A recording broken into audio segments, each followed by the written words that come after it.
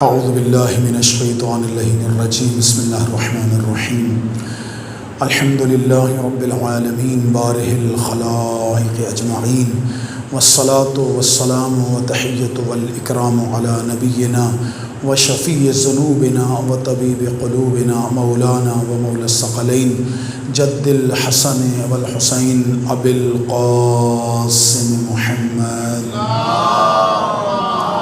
صلی علی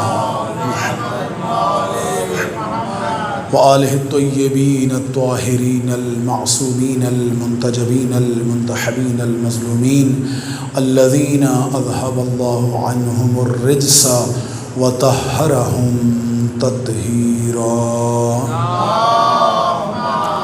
صلی اللہ ولعنۃ اللہ علی اعدائہم اجمعین من یوم عداوتہم الی قیام یوم الدین اما بعد فقد قال اللہ الحکیم فی کتابہ المتین وفرقان الحمید وقولہ الحق بسم اللہ الرحمن الرحیم یا ایہا الذین آمنوا استعینوا بالصبر والصلاة ان اللہ مع الصابرین ولا تقولوا لمن يقتل فی سبیل اللہ اموات بل احیاء ولکن لا تشعرون۔ صلوات پڑھ دیں محمد و آل محمد۔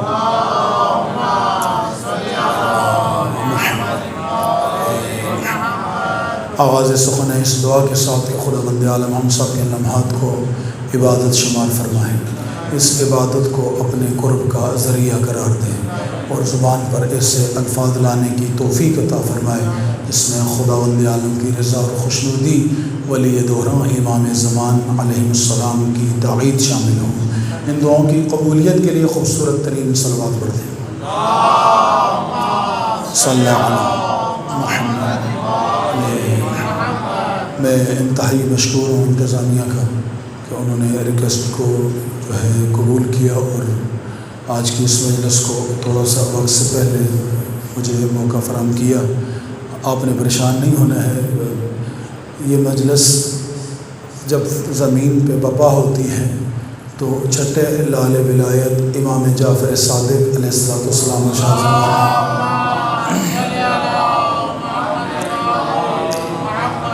عرش سے ایک فرشتوں کا گروہ عرش چھوڑ کے مجلس امام حسین علیہ السلام میں تشریف لاتا ہے۔ جب مجلس اختتام ہو جاتی ہے تو یہ گروہ جب واپس پلٹتا ہے عرش پر تو دوسرے فرشتے ان سے ایک الگ سی خوشبو محسوس کرتے ہیں۔ وہ خوشبو سن کے ان سے سوال کرتے ہیں کہ کہاں گئے تھے اور یہ خوشبو کہاں سے لے کر آئے ہو؟ تو یہ فرشتے کہتے ہیں زمین پر اللہ کی مخلوق نے رسول اللہ کی اولاد کے ذکر کی محفل سجائی تھی اور ہم اس محفل کی رونق بنے تھے، اور اس محفل میں شرکت کی بدولت خداوند عالم نے ہم نوریوں کو یہ خوشبو عطا کی ہے جو آپ محسوس کر رہے ہیں۔ وہ فرشتے حسرت کا اظہار کرتے ہیں کہ پھر تو ہم اس جو ہے خوشبو سے محروم ہو گئے۔ انہوں نے کہا ابھی تم محروم نہیں ہوئے، فوراً زمین پہ جاؤ، جس مقام پر امام حسین علیہ السلام کی مجلس بپا ہوئی ہے اس مقام کے در و دیوار سے اپنے پروں کو مس کرو، جیسی خوشبو اللہ نے ہمیں عطا کی ہے اللہ ویسی ہی آپ کو بھی عطا کرے گا۔ سامعین محترم، یعنی کتنی حوصلہ افزا روایت ہے انسان کے لیے اور صاحبان ایمان کے لیے کہ یہ مجلس ہم دنیا والے، ہم فرش والے اس مجلس میں آئیں یا نہ آئیں، عرش والے اس مجلس میں ضرور آتے ہیں، اور انشاءاللہ وہ آپ کے دائیں بائیں بیٹھے ہوں گے، آپ نے پریشان ہوگے انشاءاللہ نہیں سننا۔ میں نے جو گفتگو کرنی ہے وہ آپ 5 ہوں تو بھی کرنی ہے، اگر 5000 ہوں تو بھی وہی گفتگو کرنی ہے جو انشاءاللہ میں نے شروع کی ہے۔ چونکہ موضوع ہی گفتگو ہے تو اس لیے میں بالکل دائیں بائیں جانا پسند نہیں کرتا، اپنے موضوع میں رہتے ہوئے انشاءاللہ جہاں سے کل گفتگو چھوڑی تھی وہیں سے آگے بڑھا رہا ہوں۔ میں نے جن آیات مجیدہ کو ان مجالس خمسہ کے لیے سرنامہ کلام قرار دیا، خدا سورہ مبارک البقرہ آیت کا نمبر 153 اور آیت کا نمبر 154 ہے۔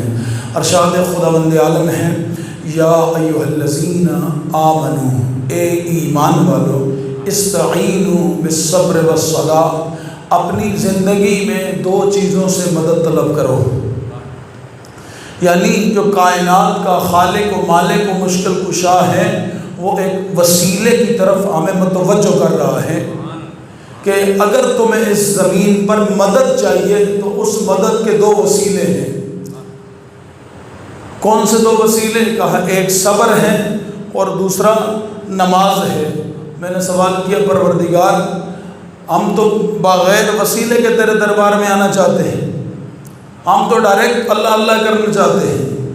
خداوند عالم نے کہا نہیں، میں ڈائریکٹ اللہ اللہ قبول ہی نہیں کرتا۔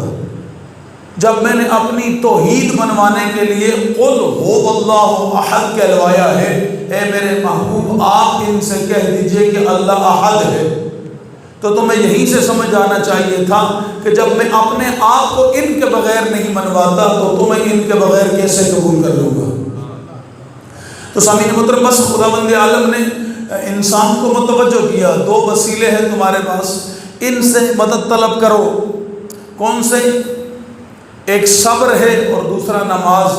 اور جب تم ان دو وسیلوں سے جو متوسل ہو جاؤ گے تو پھر کیا ہوگا؟ ان اللہ مع الصابرین، بتحقیق تم یقین کر لو کہ اللہ صابروں کے ساتھ ہے۔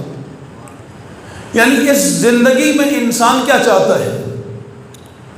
میری طاقت میں اضافہ ہو۔ ہر انسان کی یہی خواہش ہے نا۔ میرے ساتھ 4 بندے ہیں تو وہ 4 بندے کیوں میں اپنے ساتھ میں فخر محسوس کرتا ہوں؟ اس لیے کہ میں اکیلا نہیں، میں ان 4 بندوں کی طاقت اپنے ساتھ رکھتا ہوں۔ میرے ساتھ اگر کسی کونسلر کے یا ناظم کے تعلقات اچھے ہو جائیں تو میں اپنے محلے میں اپنی دھاک بٹھا کے رکھتا ہوں، اس لیے کہ لوگ کہتے ہیں یار اس کے ساتھ ذرا اونچی بات نہ کرنا، ناظم صاحب اس کے ساتھ ہیں، اس کی پشت پر فلاں سیاسی آدمی کھڑا ہے، فلاں MP کے ساتھ اس کے بڑے اچھے تعلق ہیں، فلاں MNA کے ساتھ اس کے بڑے اچھے تعلق ہیں۔ تھوڑا تعلق اوپر چلا جا کر وزیر داخلہ کے ساتھ کسی کے علیگ سلیگ ہو تو وہ تو بالکل کسی کو جو ہے پرکاش بھی نہیں ڈالتا۔ اگر اس سے تھوڑا اور اوپر چلے جائے، کسی کی وزیر اعظم یا وزیر اعلیٰ کے ساتھ تعلقات ہوں تو اس کی تو جو ہے معاشرے میں جو آوقت ہے اس کا تو اندازہ ہی نہیں کیا جا سکتا۔ تو یہ دنیا کی جو چھوٹی چھوٹی طاقتیں ہیں، اگر انسان ان کے ساتھ مل جائے تو کتنا فخر محسوس کرتا ہے۔ لیکن خدا نے کہا ہے ساری طاقتوں کا مجموعہ میں خدا ہوں۔ اگر تم 2 کام کر لو گے تو یہ جو تم یقین کر لو کہ میں خدا تمہارے ساتھ ہو جاؤں گا۔ یعنی کائنات کی لامتناہی طاقت، کائنات کی ایسی طاقت جو کبھی شکست نہیں کھا سکتی، کائنات کی ایسی طاقت جس کا کوئی مقابل نہیں ہے، کائنات کی ایسی طاقت جس کی کائنات میں کوئی مثل و نظیر نہیں ہے، وہ طاقت وہ خود ارشاد فرما رہا ہے کہ ان اللہ مع الصابرین، تم یقین کر لو کہ اللہ صابروں کے ساتھ ہے۔ اور اس کے بعد یعنی اگلی آیت اتنی خوبصورت ہے، وَلَا تَقُولُوا لِمَن يُقْتَلُ فِي سَبِيلِ اللَّهِ أَمْوَاتٌ، خبردار زبان سے لفظ بھی نہیں نکالنا کہ جو میری راہ میں مارے گئے ہیں، ان کے متعلق ذرا برابر بھی تمہاری زبان پہ لفظ بھی نہیں آنا چاہیے کہ یہ مر گئے ہیں، بلکہ یہ زندہ ہے۔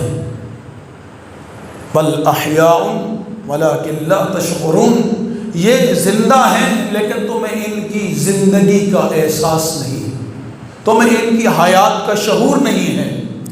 اور خدا کی قسم یہ واحد مکتب کربلا ہے جس مکتب نے اس آیت مجیدہ کو حقیقی تفسیر بخشی ہے۔ یہ تھوڑا سا جملہ آپ کو بیدار کرنے کے لیے کہہ رہا ہوں، واحد مکتب کربلا ہے۔ اس آیت کو یعنی اب یہ ایک جیسی 2 آیتیں ہیں، ایک جنگ بدر کے موقع پہ نازل ہوئی ہے، دوسری جنگ احد کے موقع پر نازل ہوئی ہے۔ میں تھوڑا سا آپ کو سبق تھوڑا سا بیان کر دیتا ہوں ان دونوں جنگوں کا، ان آیات کے شان نزول کے حوالے سے۔ جب جنگ ہوتی ہے نا، وہاں 3 گروہ ہوتے ہیں، ایک راہ خدا میں لڑنے والا، ایک ان کے مقابلے میں آنے والا، اور ایک دونوں طرف کا گروہ ہوتا ہے جو جس نے خود کچھ بھی نہیں کرنا ہوتا، اس نے صرف باتیں کرنی ہوتی ہیں۔ یہ دونوں طرف ہوتا ہے، یعنی ادھر بھی ہے ادھر بھی ہے۔ انہوں نے کیا کرنا ہے؟ انہوں نے صرف باتیں کرنی ہیں۔ یہ اپنی باتوں سے گل کھلانے کی کوشش کرتے ہیں، بعض اوقات جو ہے گفتار کے غازی بننے کی کوشش کرتے ہیں، بعض اوقات باتیں ایسی کرتے ہیں جس سے باقی معاشرے میں مایوسی پھیلتی ہے۔ مثلا اگر آج کی بات، آج اگر آپ کہیں پر کسی حق کے لیے کوئی قیام کریں، اور جب آپ قیام کریں گے، جب کسی یزید کی آنکھوں میں آنکھیں ڈالیں گے تو یقیناً آگے سے تیر آئے گا، تلوار آئے گی، FIR آئے گی، گرفتاری ہوگی، جیل جانا پڑے گا، پتھر کھانا پڑے گا۔ ممکن نہیں ہے کہ آپ کسی یزید کے مقابلے میں قیام کریں اور یہ ساری تکالیف آپ کے جو ہے آپ کو ان کا سامنا نہ کرنا پڑے۔ اب جب یہ تکالیف آئیں گی تو سب پہ نہیں آتی، چند چنے ہوئے لوگ ہوتے ہیں جن کو خدا تکالیف کے لیے منتخب کرتا ہے۔ اور میں اکثر کہا کرتا ہوں، ہمیں خداوند عالم کی بارگاہ میں ہر روز نماز کے علاوہ 2 رکعت نماز شکر پڑھنی چاہیے۔ خداوند تو نے ان تکالیف اور مصیبتوں کے لیے ہمارا انتخاب کیا ہے، اس لیے کہ رسول خدا صلی اللہ علیہ وآلہ وسلم ارشاد فرماتے ہیں،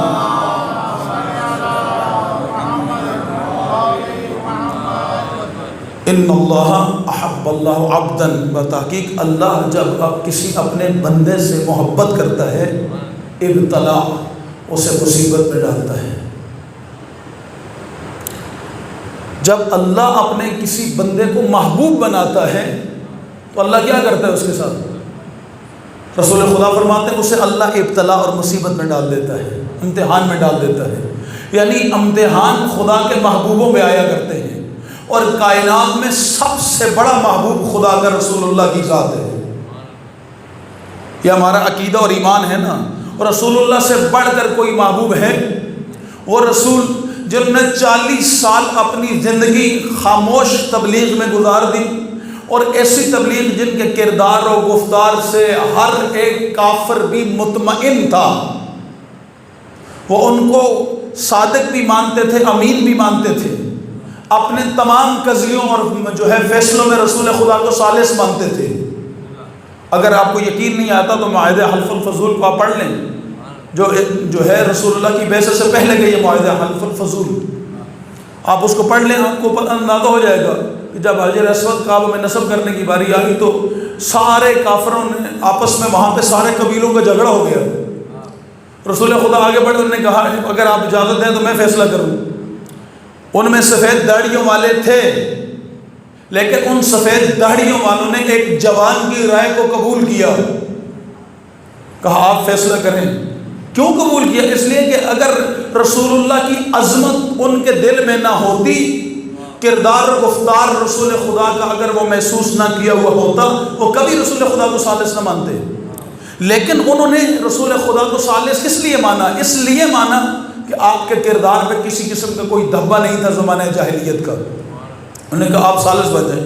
رسول خدا نے فیصلہ کیا کہ حجر اسود وہ قبیلہ نصب کرے گا جو کل صبح کعبے میں سب سے پہلے داخل ہوگا۔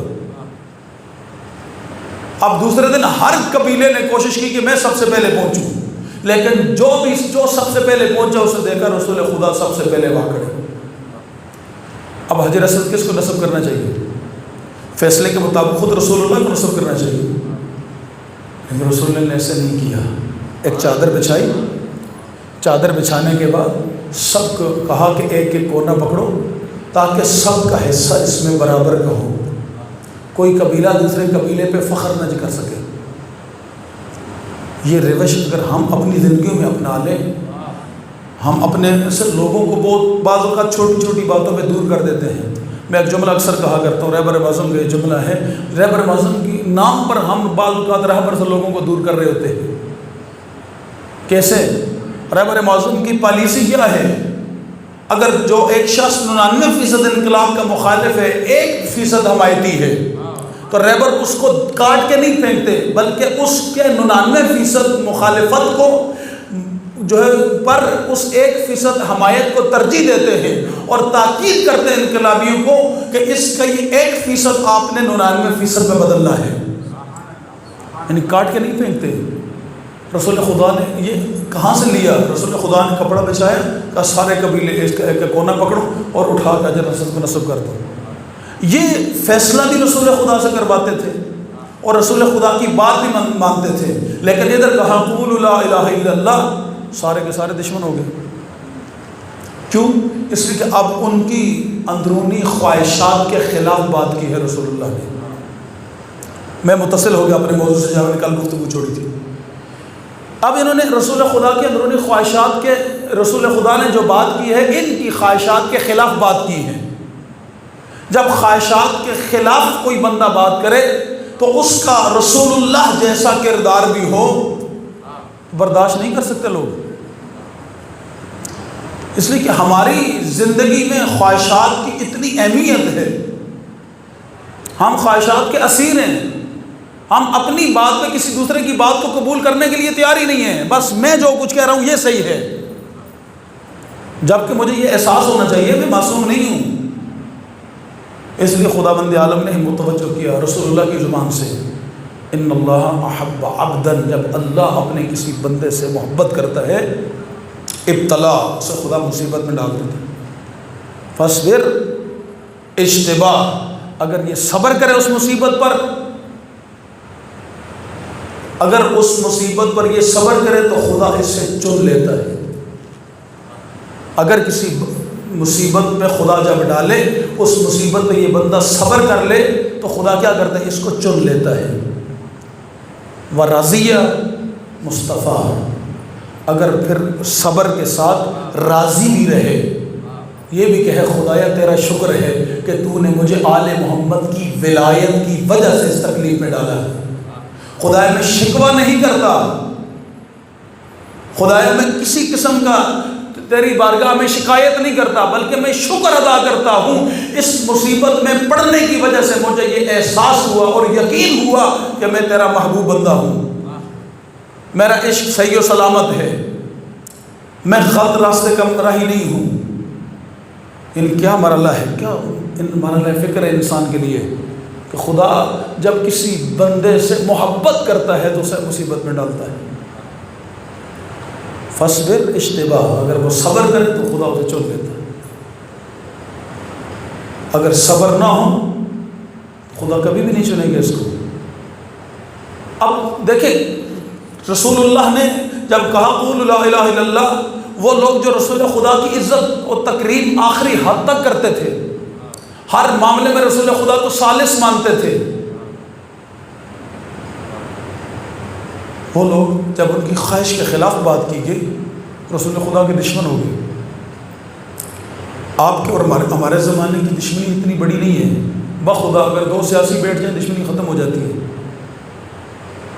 ہم دینی اقتدار کی خاطر دشمنیاں ختم نہیں کرتے،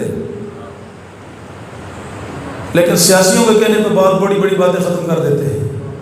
ہم ایک حلقے میں دو اگر ہم فکر نہ ہوں تو آمنے سامنے کھڑے ہو کر حسین کا ماتم نہیں کرتے، لیکن ہزار اختلافات کے باوجود بھی ہم کسی بھی سیاسی پارٹی کے جھنڈے کے نیچے اکٹھے ہو جاتے ہیں۔ لمحہ فکری ہے ہمارے لیے سامنے کہاں رسول خدا کی ذات اب کتنا بڑا محبوب ہے خدا کا۔ اگر ہم اس انداز میں اگر قرآنی آیات کے ذہن میں تھوڑا سا بھی موازنہ کریں، دیکھیں آدم علیہ السلام سے لے کر عیسیٰ علیہ السلام تک 1,23,999 نبی اللہ کے محبوب ہیں، لیکن انداز تکلم الگ الگ ہے۔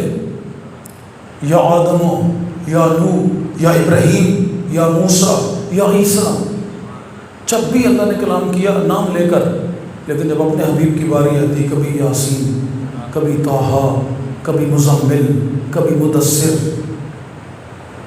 کیوں؟ اس لیے کہ جس کے ساتھ زیادہ پیار ہوتا ہے اس کا نام نہیں لیا جاتا، اسے القاب سے پکارا جاتا ہے، صفات سے پکارا جاتا ہے، یہ ہماری فطرت ہے۔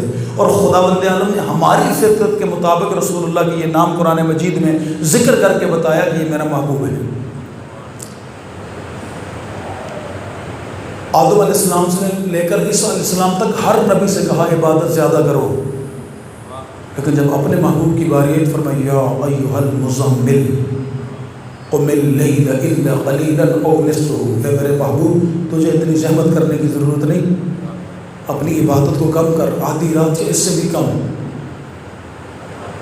کیوں؟ یہی محبوب خدا جب میزبان خدا کی ذات تھی، مہمان مصطفیٰ تھے، مقام عرش اولا تھا، آیت اللہ شہید الثقیب نے المعراج میں اس روایت کو نقل کیا، کتاب کا نام المعراج۔ فرماتے ہیں کہ جب وہاں پر خداوند عالم نے رسول خدا سے پوچھا، اے میرے محبوب آج تو میرا مہمان ہے، میں تیرا میزبان ہوں، بتا کیا چاہیے، کس چیز سے میں آپ کو آج شرف بخشوں؟ آپ اور میں ہوتے کیا مانگتے ہیں؟ ہمیں کار چاہیے، کوٹھی چاہیے، عہدہ چاہیے، مال چاہیے، دولت چاہیے، لیکن خدا کے محبوب نے کیا مانگا؟ سوال ہوا ماں شرف کا، اے میرے محبوب بتا کس چیز سے شرف بخشوں؟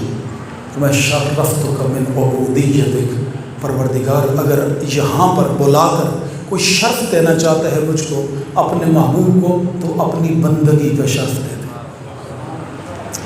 بندگی الہی کا شرف اس معراج پر جا کر خداوند عالم سے، یہاں خدا پیشکش کر رہے محبوب مانگیے، کیا پسند کریں گے؟ دو جہان کے خزانے خدا قدموں میں ڈال دیتے، لیکن مانگا کیا؟ شرفتک من عبودیتک، پروردگار اپنے محبوب کو کچھ دینا چاہتا ہے، اپنی بندگی کا شرف۔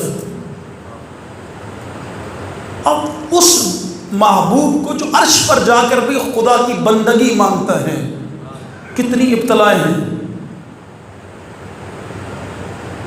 شعب ابو دعوت العشیرہ ایک مصیبت ہے، شعب ابو طالب دوسری مصیبت ہے، طائف کی گاٹھیاں۔ تصور کریں انسان، رسول خدا فرماتے ہیں جتنی اذیتیں مجھے دی گئی اتنی کسی اور نبی کو اذیتیں نہیں دی گئی، یعنی 1,23,999 نبیوں کی اذیتیں اور تکلیف ایک طرف ہیں، رسول خدا فرماتے ہیں میری تکلیف ان سب سے زیادہ ہے۔ کیسے؟ طائف کی گھاٹیوں میں لو لہان ہو جاتے ہیں، سر سے لے کر پاؤں تک جسم زخموں سے چور چور ہو جاتا ہے۔ جلال آتا ہے خداوند عالم کو، میرے محبوب اگر تو حکم کرے میں ان دونوں پہاڑوں کو آپس میں ملا کے ان کو نابود کر دوں۔ جواب کیا آتا ہے؟ پروردگار یہ میری معرفت نہیں رکھتے، یہ مجھے پہچانتے نہیں ہیں، تو نے مجھے رحمت بنا کے بھیجا ہے، زحمت بنا کے نہیں بھیجا۔ اتنی تکلیف۔ ایک مقام ایسا آتا ہے جہاں خواہشات، دیکھیں خواہشات کا انسان کے اندر ہونا خدا کی نعمت ہے۔ اگر آپ کے اندر اولاد کی خواہش نہ ہو، آپ کی نسل کیسے بڑھے گی؟ اسلام کو ناصر کیسے ملیں گے؟ اگر آپ کے اندر مال کی خواہش نہ ہو، آپ محنت نہیں کریں گے، آپ اپنے خاندان کی پرورش نہیں کر سکتے۔ خواہشات جتنی بھی خداوند عالم نے انسان کے اندر رکھی ہیں، یہ ساری کی ساری خواہشات انسان کی ضرورت ہیں، لیکن ان خواہشات کو کھلا چھوڑ دینا یا خواہشات کا اسیر ہو جانا یہ اسلام پسند نہیں کرتا۔ مثلا خداوند عالم نے آپ کو زندگی دی، پیرا بٹھا دیا، خبردار خودکشی نہیں کرنا۔ جان آپ کی ہے، کہا خودکشی نہیں کرنا، اگر کرو گے حرام موت مرو گے، پابندی لگا دی نا۔ لیکن اگر تمہارے جان مال تمہاری ناموس پہ یا تمہارے عقیدے پہ حرف آئے، تمہارے دین پہ حرف آئے، وہاں اس جان کو نہیں بچانا۔ یعنی خود اپنے آپ کو ہلاکت میں ڈالنا منع کیا خدا نے، لیکن اگر بات تمہارے عقیدے اور ایمان کی آ جائے، تمہارے دین کی آ جائے، نہیں اور آسان کر دیتا ہوں، اگر ہم متصل کر لیں کربلا کو، کائنات میں رسول اللہ کے بعد اس 61 ہجری میں سب سے قیمتی جان امام حسین علیہ السلام کی ہے، ان سے قیمتی جان کسی کی بھی نہیں ہے۔ لیکن اگر دین اور عقیدے کے اوپر حرف آنا شروع ہو جائے تو دین اور عقیدہ اتنا بڑا ہے کہ حسین بھی اس کے اوپر قربان ہو جائے۔ یعنی اپنے آپ کو آپ قتل نہیں کر سکتے، لیکن دین اور عقیدے کے اوپر اپنے آپ کو قربان کرنا پڑ جائے تو آپ دین اور عقیدہ آگے ہوگا، آپ کی جان اس کے اوپر قربان ہوگی، آپ پیچھے نہیں رکھ سکتے۔ آپ کی اولاد کی خواہش انبیاء نے کی، بہت سارے انبیاء کی قرآن مجید میں اولاد کی خواہش کی خدا نے نقل کیا ہے. حضرت زکریا علیہ السلام، حضرت ابراہیم علیہ السلام. لیکن جس خدا نے تمہیں اولاد دی، اگر اسی کو آپ کربلا کے آئینے میں تولیں، اولاد کے لیے انسان کیا کچھ نہیں کرتا. یہ نوکری، یہ کاروبار، یہ بزنس، یہ گھر، یہ حلال حرام کی تمیز نہ کرنا، یہ دن رات محنت و مشقت کرنا، تکالیف اٹھانا کس لیے؟ پوچھیں. اولاد کے لیے، بیوی بچوں کے لیے. یعنی انسان اپنا آپ ختم کر دیتا ہے اپنی اولاد کے لیے. لیکن جب دین اتنا بڑا ہے کہ جب دین کو ضرورت پڑے تو وہاں اگر آپ دین سے اولاد کو پیارا کرو گے تو آپ حسین کے راستے پہ نہیں ہو. وہاں آپ کے لیے سنت امام حسین کی ذات بنے گی. کہ دین اتنا بڑا ہے کہ اکبر جیسا بیٹا بھی ہو تو قربان کرنا ہے. مال انسان کی خواہش ہے، اگر انسان کے پاس نہ ہو انسان سروائیو نہیں کر سکتا. ضرورت ہے انسان کی. کمانا ہر انسان کے اوپر فرض قرار دیا ہے اپنے بچوں کی پرورش کے لیے محنت مزدوری کرنا. یعنی واجبات کے الہ، واجبات الہی کے بعد جو افضل ترین عبادتیں کیا ہیں؟ کسب معاش انسان کے لیے، حلال رزق کی تلاش. اور جتنا انسان محنت و مشقت کر کے رزق کماتا ہے اتنا ہی وہ انسان القاسب حبیب اللہ، اتنا ہی محنت کی وجہ سے وہ خدا کا محبوب بن جاتا ہے. آپ اور مجھ جیسا انسان، یہ محنت و مشقت کے بعد جو آپ روزی کماتے ہیں، یہ روزی کمانا کتنا اہمیت ہے کہ خدا کا محبوب بنا دیتی ہے آپ کو. لیکن یہی مال جب آپ کے ہاتھ میں آ جائے، اب یہاں پر امتحان شروع ہو گیا انسان کا. اب دیکھیں پہلا پیرا کیا بٹھایا ہے؟ مال کمانے سے منع نہیں کیا، تشریف دلائی کماؤ، لیکن پہرا بٹھا دیا. اس کو فضول خرچ اور اسراف میں خرچ نہیں کرنا، اسراف نہیں کرنا، غلط راستے پہ خرچ نہیں کرنا. ان المبذرین کانوا اخوان الشیاطین، اسراف کرنے والے شیطان کے بھائی ہیں. اب یہاں پر کمانے کی خواہش درست تھی، غلط راستے پہ غلط جگہ پہ خرچ کرنا غلط تھا. اب پہرا بٹھایا خداوند عالم نے. یہ پہرا سمجھ آ جائے انسان کو کہ آپ کی اور میری خواہشات کے اوپر خدا نے ایک بند لگایا ہے، تو پھر انسان کو میدان صبر سمجھ آتا ہے کہ خداوند عالم اپنے محبوب کے قدموں میں پوری کائنات کے خزانے ڈال دیتا ہے، لیکن کائنات کے خزانوں کو ٹھکرا کر مانگتے کیا ہیں؟ شرفتک من عبودیتک، پروردگار بس میرے لیے سب سے بڑا شرف یہ ہے میں تیرا بندہ بن جاؤں. رسول اللہ مانگ رہے ہیں، مولا کائنات کیا مانگتے ہیں؟ انا عبد من عبید محمد. یعنی مولا علی کی زندگی کا سب سے بڑا شرف کیا ہے؟ رسول اللہ کی نوکری، رسول اللہ کی اطاعت، رسول خدا کے راستے پر ثابت قدمی. اور علی والے کی خواہش کیا ہونی چاہیے؟ مولا علی کے چاہنے والوں کی بھی خواہش یہی ہونی چاہیے.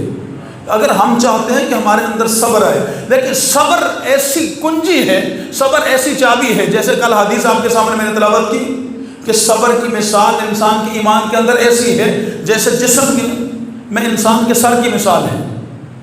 اسی کے بالکل ملتی جلتی ایک حدیث مولا کائنات کے متعلق رسول خدا نے ارشاد فرمائی، یا علی انت مثلی من امتی قرأس من الجسد. اے علی آپ کی مثال میری امت کے اندر ایسی ہے جیسی جسم کے اوپر سر. یعنی اگر امت کے اندر علی نہ ہو تو سر ہی نہیں ہے. کیوں؟ اس لیے کہ اس سر کے اندر خداوند عالم نے کچھ خصوصیات رکھی ہیں.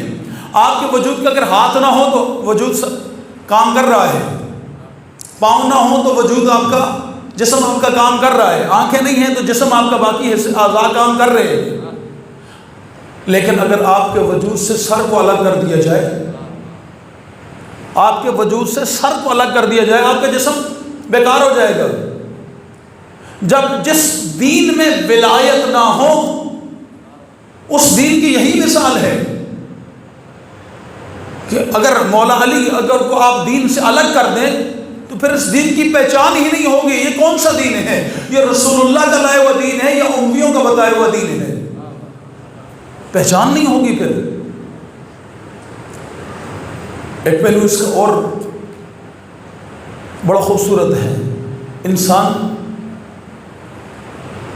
یہ جو سر ہے نا انسان کا، ایک تو پہلو اس کا پہچان کرواتا ہے، اور دوسرا پہلو انسان کی جتنی معلومات کا خزانہ ہے وہ سارے کا سارا کہاں؟ انسان کے دماغ میں. اور دماغ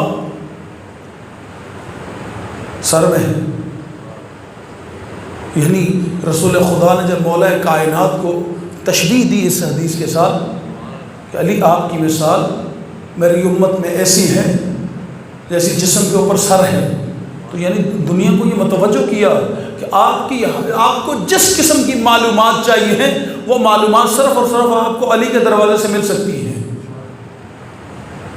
جو علم آپ کو چاہیے وہ آپ کو مولا علی کے دروازے سے. اسی کے ساتھ جب رسول خدا فرماتے ہیں صبر بھی ایسا ہی ہے. اگر صبر انسان کے اندر نہ ہو انسان دیندار انسان نہیں بن سکتا. اگر انسان کے اندر صبر نہ ہو انسان الہی اقدار کی حفاظت نہیں کر سکتا. انسان کے اندر اگر صبر نہ ہو انسان اپنے ناموس کی حفاظت نہیں کر سکتا. انسان کے اندر اگر صبر نہ ہو انسان اپنے عقیدہ اور ایمان کی حفاظت نہیں کر سکتا. انسان کے اندر اگر صبر نہ ہو شاعر اللہ کی حفاظت نہیں کی جا سکتی. صبر تمام جتنی بھی الہی اقدار ہیں ان کی حفاظت کی کنجی کا نام صبر ہے. اور اس صبر کو اگر معراج بخشتی ہے تو کربلا کیسے؟ جب کوئی خواہش آپ کے مقابلے میں آ کر کھڑی ہو، مثلا آپ کو کہا مال کماؤ لیکن مال میں کھو نہیں جانا. آپ کو کہا شخصیت بناؤ لیکن شخصیت کا اسیر نہیں بن جانا. آپ کو کہا شخصیت بناؤ تاکہ یہ شخصیت اسلام اور دین کے کام آئے. اگر آپ کی شخصیت آپ کی جو یہ ذات ہے اسلام اور دین کے کام نہیں آ سکتی، کسی الہی اقدار کی حفاظت نہیں کر سکتی، کسی کام کی نہیں ہے. آپ کا مال اگر کمانے کا خداوند عالم نے کہا لیکن اسراف کے اوپر پابندی لگائی، فضول خرچی میں خرچ نہیں کرنا، غلط راستے پہ خرچ نہیں کرنا، غلط میدان میں اس کو نہیں صرف کرنا، اس کے بدلے میں دوسری طرف تشویق دلائی کہاں خرچ کرنا ہے، خرچ کہاں کرنا ہے، جہاں اس کی ضرورت ہے، یتیم ہے، مسکین ہے. لن تنالوا البر حتى تنفقوا مما تحبون. اس وقت تک کوئی بندہ نیکی کو پا ہی نہیں سکتا جب تک وہ اللہ کی راہ میں وہ چیز اپنی صرف نہ کرے جس سے وہ سب سے زیادہ محبت کرتا ہے. یعنی نیکی ہی نہیں پا سکتا انسان. اب مال اگر نیکی کا ذریعہ بنے گا تو وہاں جب مال سے محبت ہوگی، اگر اس کی محبت میں کھو جاؤ گے تو پھر آپ اس کو سٹور کرنا شروع کر دو گے.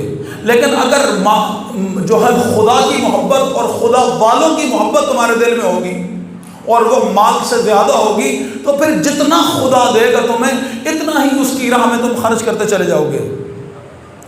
اور یقین کر لیں حساب خدا بھی لیتا ہے، حساب آئمہ طاہر بھی لیتے. بڑا خوبصورت واقعہ ہے. حضرت سلیمان فارسی اور حضرت ابو ذر غفاری کو رسول خدا نے 2 درہم دیے. دے دیے. دوسرے دن آئے، شدید ترین دھوپ تھی اور اس دھوپ میں ایک سخت ترین ایک سیاہ پتھر پڑا ہوا تھا جو بالکل گرم تھا. کہا ابو ذر جاؤ اور اس پتھر پہ کھڑے ہو کر ان 2 درہموں کا حساب دو. ابو ذر گئے اور جا کر کھڑے ہوئے، ایک پاؤں اٹھاتے تھے دوسرا پاؤں رکھتے تھے. کہا یا رسول اللہ فلاں جگہ خرچ کیا، فلاں جگہ خرچ کیا، فلاں جگہ خرچ کیا، فلاں جگہ خرچ کیا. 2 درہم جہاں جہاں خرچ کیے تھے اس گرم پتھر پر کھڑے ہو کر رسول اللہ کے سامنے حساب دینے میں کچھ دیر لگی. لیکن جب سلمان فارسی کو جاؤ آپ کھڑے ہو جاؤ اور آپ کو جو 2 درہم دیے ان کا حساب دو.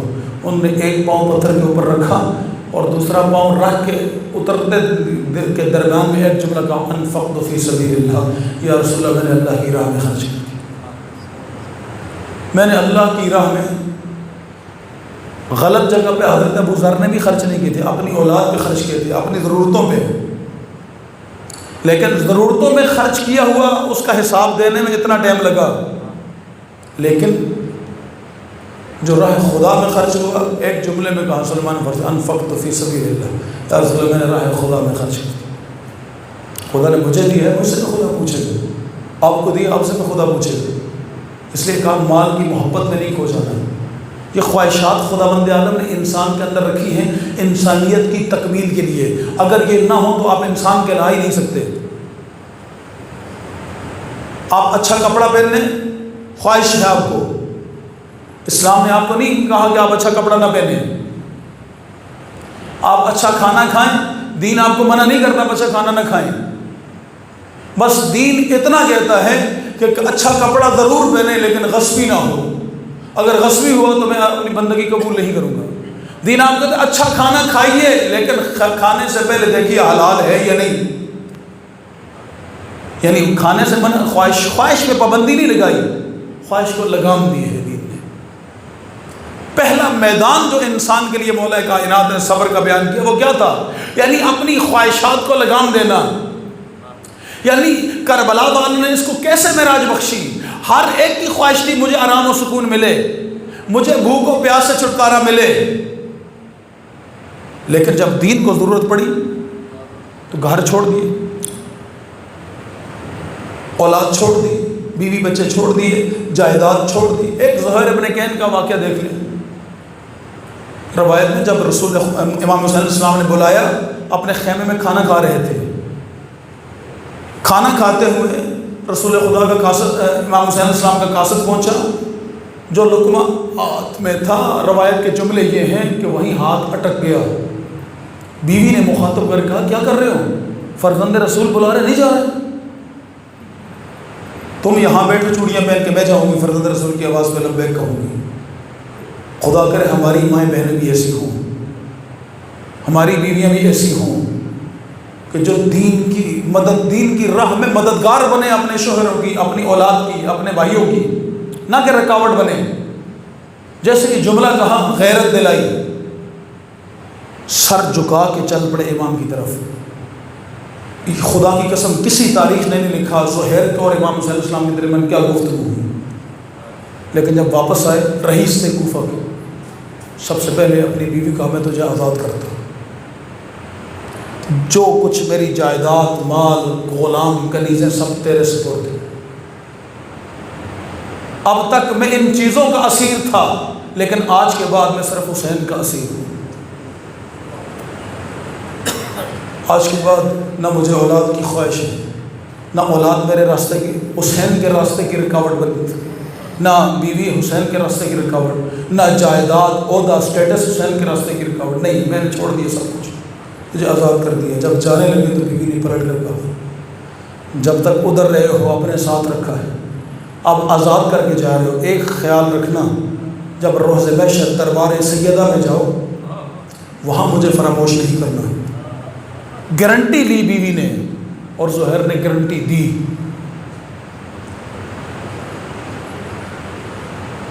اس کے بعد چل پڑے امام کے ساتھ۔ 2 محرم کو کربلا میں جب خیمے لگ چکے، ایک مرتبہ امام کے پاس آئے، آپ فرزند رسول ایک مرتبہ مجھے حکم دے کہ 1000 کا لشکر ہے، میں اکیلا اس کو واصل جہنم کر دوں گا، کسی اور کی ضرورت نہیں ہے۔ امام نے سر اٹھائے، اتنا جملہ کہا زہیر ہم نے جنگ میں پہل نہیں کرنی، طاقت ہے، جرت ہے، شجاعت ہے، بہادری ہے، لڑنے کی صلاحیت ہے، لیکن خواہش بھی ہے، لیکن خواہش کا لگام کیا ہے؟ امام نے نہیں کہا تو نہیں لڑنا، اس وقت لڑنا ہے جب امام کہیں گے، اس کے بعد روز عاشور شہادت تک پھر امام کے دربار میں نہیں آئے کہ مولا یہ کر دو، بس جو حسین نے کہا وہ کیا۔ 3 دن کی بھوک پیاس حسین کے لیے برداشت کی، راہ حسین میں اپنی شہادت پیش کی۔ جب رات کو چراغ گل کیے دوبارہ جب چراغ روشن ہوا تو زہیر کے الفاظ تاریخ میں عجیب لکھے ہیں، جو دوبارہ تجدید عہد کے لیے جب اٹھے تو کہا مولا یہ تو ایک جان ہے، اگر خدا مجھے 1000 جانیں دیتا، مجھے ہر دفعہ قتل کیا جاتا، پھر میری لاش کو جلا دیا جاتا، پھر مجھے دوبارہ زندہ کیا جاتا، یہ عمل میرے ساتھ 1000 مرتبہ دہرایا جائے، میں پھر بھی زندہ ہونے کے بعد کہوں گا میں حسین کا ہوں، میں حسین کے راہ پہ مسافر ہوں۔ یہ ہے معراج کربلا نے صبر کو بخشی، یعنی صبر، استقامت، جو راہ انتخاب کر لیے اس راستے میں ذرا برابر بھی لچک نہیں ہے، ایک قدم بھی لغزش، ایک لمحے کے لیے بھی لغزش نہ آئے، کبھی بھی میرے جسم کے اوپر کبھی کسی یزید کی وجہ سے نہ طاری ہو۔ میں نے جس راستے کا انتخاب کیا ہوش و حواس کے ساتھ کیا، عقل اور سمجھ کے ساتھ میں نے اس راستے کا انتخاب کیا۔ جب اس راستے کا انتخاب کیا تو جو رہبر الہی تھے، جو رہبران دین تھے، انہوں نے مجھے بتایا کہ یہ جو ہماری محبت ہے اتنی سستی نہیں ہے۔ حبنا اہل البیت، جس کو اللہ آل محمد کی محبت عطا کرتا ہے، استدع بالبلا، پھر اللہ اسے مصیبتوں میں ڈالتا ہے، یعنی اتنی سستی نہیں ہے جتنی ہم نے سمجھ لی ہے۔ اور یہ راستہ صرف اور صرف صبر کی دولت کے ساتھ طے ہو سکتا ہے۔ صبر کے علاوہ صبر ہی واحد کنجی ہے جو آپ کو حسین کے راستے پہ کام میں دائم رکھ سکتی ہے۔ اگر صبر آپ سے دامن ہاتھ سے چھوٹ گیا، آپ تو گھر میں دبک کے بیٹھ جائیں گے، آپ تو کسی یزید کی آنکھوں میں آنکھیں ڈال ہی نہیں سکیں گے، آپ تو سر اٹھا کے جینے کے قابل نہیں رہیں گے اگر صبر نہ ہوا۔ عزیزان، یہ صبر آپ نے کربلا سے سیکھا۔ وَلَا تَقُولُوا لِمَنْ يُقْتَلُ فِي سَبِيلِ اللَّهِ أَمْوَاتٌ، کس مقام پر پہنچا ہے صبر کو؟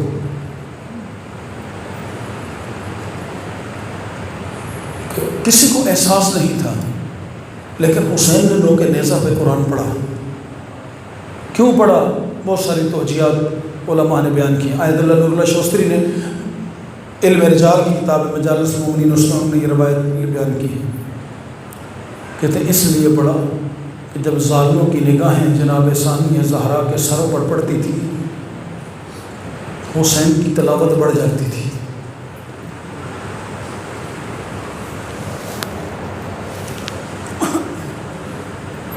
کیوں؟ اس لیے کہ لوگ حسین کی تلاوت سنیں اور شاید کچھ لمحوں کے لیے بیویوں کے سروں کی طرف نہ دیکھیں۔ قافلہ بازار شام میں داخل ہو گیا۔ منظر کیا ہے بازار کا؟ رسول اللہ کے صحابی ہیں سائل سائدی، وارد بازار ہوئے، دیکھا بازار سجا ہوا ہے، رقاص رقص کر رہے ہیں، ڈھول باجے والے ڈھول باجا بجا رہے ہیں، عید کا سماں ہے۔ ایک شامی کے کندھے پہ ہاتھ رکھ کے کہتے ہیں کہ آج کوئی تہوار تو نہیں ہے شام والوں کا، پھر یہ خوشی کی محفل ہے، خوشی کا سماں کیسے؟ تو جواب دینے والے نے جواب دیا کہ امیر کے مقابلے میں کسی نے خروج کیا تھا، امیر کی فوج نے اس کو قتل کر دیا، اور خروج کرنے والوں کے سر اور ان کے ناموس کو قید کر کے آج بازار میں لایا جا رہا ہے۔ یہ جشن اور خوشی اسی لیے منائی جا رہی ہے۔ کہا وہ جس نے خروج کیا تھا اس کا نام کیا تھا؟ کہا اس کا نام حسین ابن علی تھا۔ چونکہ رسول اللہ کے صحابی ہیں نا، عاشق کے رسول ہیں۔ کہا حسین ابن فاطمہ؟ کہا ہاں حسین ابن فاطمہ۔ کہا وائے ہو اے امت تجھ پر، تو رسول اللہ کے بیٹے کو قتل کر کے خوشیاں مناتے ہو، رسول اللہ کی بیٹیوں کو اسیر کر کے بازار میں لاتے اور خوشیاں مناتے ہو۔ سر جھکائے ہوئے نگاہیں تلاش کر رہی ہیں کون ہے اس قافلے کا وارث۔ جو روایت کے جملے ہیں، خدا مجھے معاف کر اگر میں غلط کروں، چلتے چلتے آئے اس مقام پر جہاں مہاری سجاد کائنات کا سب سے بڑا صابر، سر جھکائے کھڑے ہیں. کہا فرزند رسول اے حسین کے بیٹے مجھے معاف کرنا، میں آپ کو دیکھنے کی غرض سے نہیں آیا. مجھے اس بازار میں آنے کے بعد پتہ چلا کہ آپ کے بابا کو ظالموں نے شہید کر دیا اور آپ کے ناموس کو قیدی بنا کر لائے. کوئی حکم ہو میرے لائے، کوئی خدمت ہو تو میں خدمت کرنے کے لیے تیار ہوں. یہ رسول اللہ کا صحابی ہے. میں خدا کی قسم ان لوگوں پہ تعجب کرتا ہوں، وہ لوگ جو کہتے ہیں کہ کربلا کا ذکر اس لیے نہیں کرنا چاہیے کہ بغض صحابہ پیدا ہوتا ہے. میں کہتا ہوں کربلا کے ذکر سے بغض صحابہ نہیں پیدا ہوتا، عشق صحابہ پیدا ہوتا ہے. ایک صحابی ہے، کیا کہتے ہیں، سجاد کوئی خدمت ہو میں کرنے کے لیے تیار ہوں. جیسے کہا نا، کہا میرے نانا کے صحابی اگر خدمت کرنا چاہتے ہو نا، 2 خدمتیں ہیں. کہا کیا؟ کہا یہ جو سر والے نیزے ہیں نا، ان کو کچھ تھوڑے سے پیسے دے دو تاکہ یہ نیزوں کو آگے لے جائیں، کچھ دیر کے لیے لوگ سروں کا تماشا دیکھیں، میری پھوپھیوں کے سروں میں نگاہ نہ پڑے. کیا خدمت مانگی ہے سجاد نے. کہتے ہیں ان کو کہو تھوڑا آگے چلے جاؤ، تھوڑا دور ہو جاؤ، سر تھوڑا آگے لے جاؤ. کہا اور کوئی خدمت؟ کہا ایک خدمت اور ہے، اگر کچھ پیسے ہوں تو کچھ چادریں خرید کے لاؤ، میری پھوپھیوں کو چادریں دے دو. یہ صحابی نے دونوں کام کیے. 10 میں نے روایت کے جملے یہی پڑھے ہیں. اس صحابی نے دونوں کام کیے. 10,000 دینار یا درہم انہوں نے ان جن ہاتھوں میں نیزے پکڑے ہوئے تھے ان کو دیے. کہا تھوڑی دیر کے لیے ان سروں کو دور لے جاؤ. اور 10,000 دینار کی اس صحابی رسول نے چادریں خریدی. اللہ سر دور ہو گئے، چادریں لے کر یہ صحابی رسول پہنچا. مولا سجاد کے سپرد چادریں کی. مولا نے ایک ایک بی بی کو چادر پہنچائی. الدارو چادریں پہنچتی گئیں. جیسے ہی بیویوں کے سروں پہ پہنچی، پھر شمر ملعون کا نیزہ اٹھا. ایک مرتبہ پھر چادریں اترنا شروع ہوئی. اجرکم اللہ، خدا تمہیں کوئی غم نہ دے، سائے غم اہل بیت کے. میں نے خدا کی قسم کبھی مصائب میں کسی کی منت نہیں کی. مصائب کوئی سن کے نہیں رویا جاتا. کربلا کے مصائب کا تصور کر کے انسان کے لیے تصور کافی ہے. اتنا کافی ہے، علی کی بیٹیاں کو جا، بازار شام کو جا. میں کیسے پڑھوں؟ میں نے مولا سجاد سے پوچھا نا، مولا سب سے زیادہ تکلیف کہاں ہوئی؟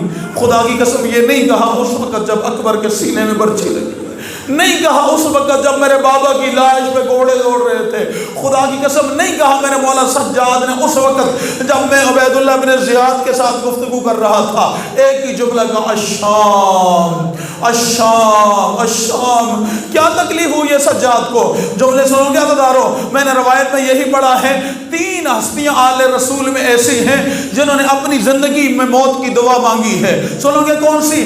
پہلی ہستی رسول کی بیٹی ہے، 18 سال کی عمر ہے، سر کے بال سفید ہیں، کمر جھکی ہوئی ہے، پہلو شکستہ ہے، بستر بیماری پر پڑی ہوئی ہیں، ہاتھ اٹھا کے دعا مانگتی ہیں، اللہم عجل وفاتی، میرے اللہ فاطمہ زہرا کے لیے موت جلدی بھیج. اللہ میں کیا کہوں، یہ پہلی ہستی آل رسول میں جس نے اپنی زندگی میں موت کی دعا مانگی ہے. اللہ دعا کیا ہے؟ میرے اللہ میرے لیے موت جلدی بھیج. میں کہوں گا بی بی اتنی جلدی کیا ہے؟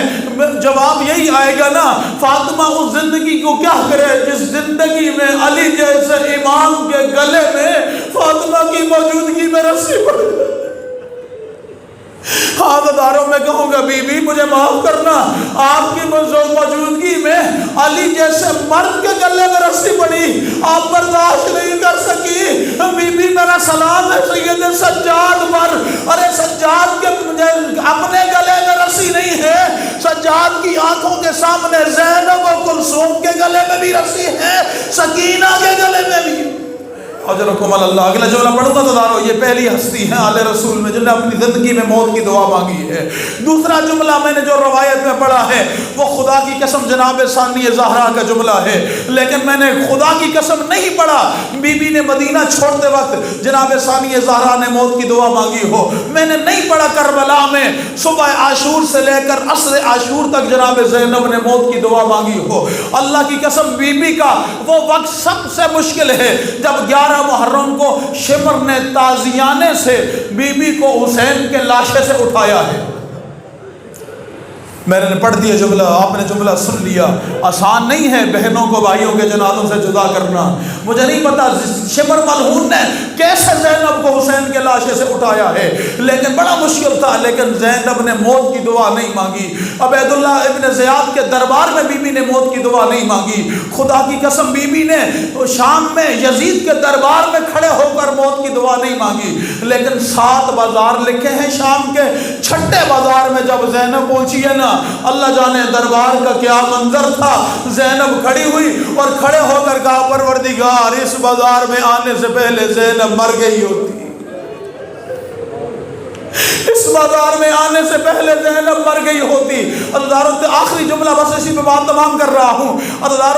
امام سجاد علیہ السلام نے اپنی زندگی میں کبھی موت کی دعا نہیں مانگی، لیکن اللہ جانے جب چھٹا بازار سجاد نے کراس کیا نا، آخری شام کا بازار تھا، 7واں بازار میں نے روایت میں پڑھا ہے، اس بازار کو کہتے تھے بردہ فروشوں کا بازار، جس بازار میں غلاموں اور کنیزوں کو بیچا اور خریدا جاتا تھا۔ جب آل رسول کے قافلے کو رسیوں میں باندھ کر بردہ فروشوں کے بازار میں لے جایا گیا، اللہ جانے سجاد کے اوپر کیا کیفیت تھی۔ ایک مرتبہ سجاد نے بازار کو دیکھا، ایک مرتبہ اپنی بھویوں کے ننگے سروں کو دیکھا، یا شاید ایک مرتبہ جناب سکینہ کے چھوٹے سے سن کو دیکھا، اور دل میں خیال ہویا ہوگا پروردگار کیا یہ ہمیں یہاں پر بیچنے کے لیے لائے ہیں؟ بس اس خیال کا آنا تھا۔ ایک مرتبہ سجاد نے رو کر کہا پروردگار اس بازار میں آنے سے پہلے ہی سجاد مر گیا ہو۔